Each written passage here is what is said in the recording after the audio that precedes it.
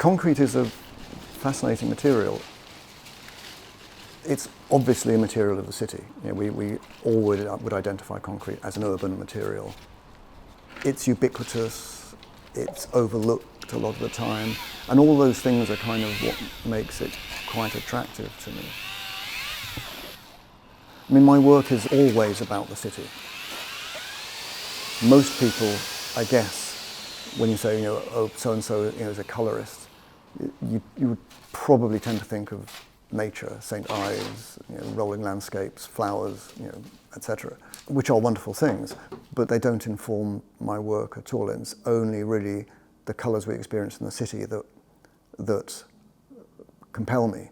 And my work is all about, you know, not just colour, but colour as we experience it in the urban world and through various forms of abstraction. So concrete provides a very powerful reference point. So I've been making Concretos now since 2011.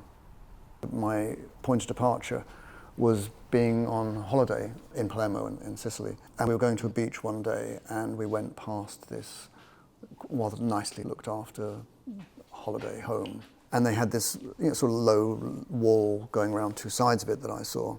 Like you get in lots of places, people had embedded fragments of glass, obviously to deter the over-curious.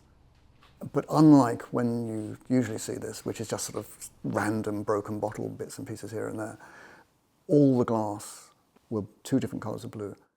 And it was actually rather beautiful.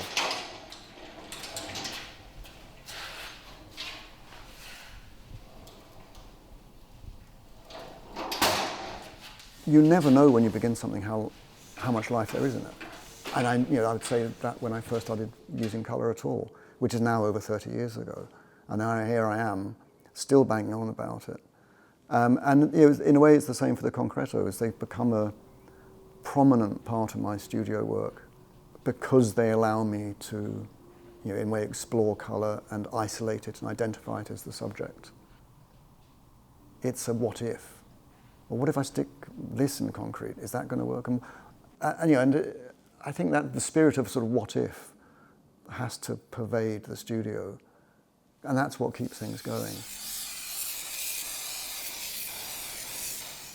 What I found when I started working with ready-made materials was I didn't stop making works on paper or drawings, but I tended to make them after the event rather than in advance. So just recently I've been making a series of sort of post-concretos, which is using concrete blocks, usually leftover ones from concretos that didn't work, and spraying them and then sticking them on top of one another, these sort of balance of piles.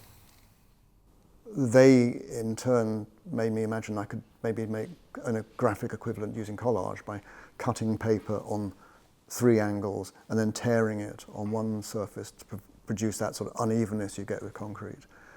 And I think most people would imagine that the collages preceded the sculptures, but in effect it's the other way around.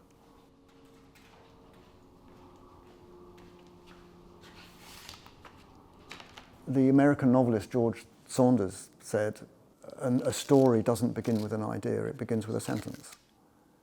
And the sentence might suggest another possible sentence, and so on and so forth. And I think it's very much the same with working here, and certainly for the Concretos. You know, it doesn't begin with an idea, it begins with a thing.